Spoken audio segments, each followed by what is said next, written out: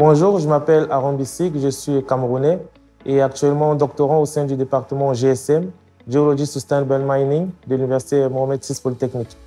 Alors, mes premiers pas au Maroc se sont faits en 2013 à l'Université Cheikh Abdou Kali d'El Jalida, où j'obtiens une licence fondamentale en géologie.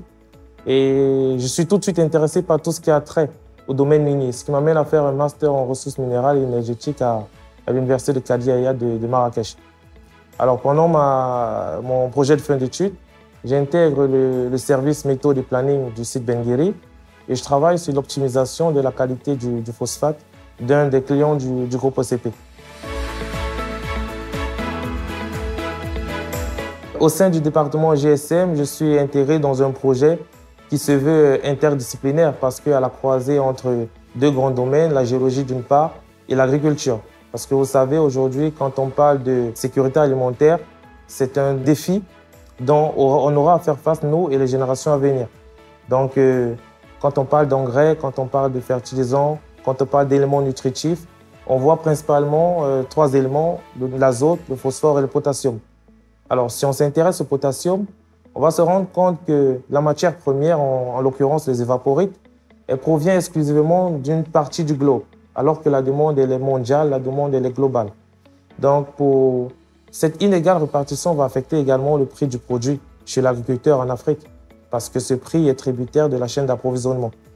Alors pour nous, pour réduire ce gap, pour répondre à ce besoin en termes de potasse local, je travaille sur l'exploration géologique et la caractérisation minéralogique des ressources qui pourraient être utilisées comme alternatives aux fertilisants conventionnels en Afrique et au Maroc.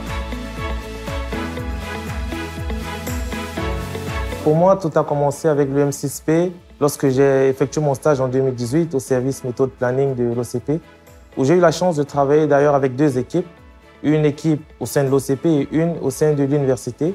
Et j'ai tout de suite été attiré par l'environnement de recherche qui était pour moi très novateur. Donc voilà où tout a commencé.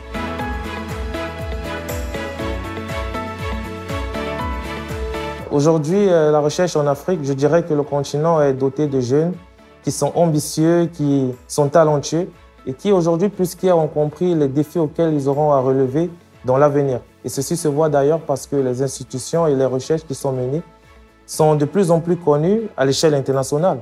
Si je prends l'exemple du Maroc, par exemple, pendant cette crise que nous traversons, le pays a montré et d'ailleurs continue de montrer une grande résilience, une très grande capacité à innover, qui est à saluer et qui est également un message fort que l'on envoie aux pays amis, que nous pouvons faire sur le continent de grandes choses. Nous avons de la ressource et nous devons désormais nous positionner sur l'échiquier mondial de la recherche et de l'innovation.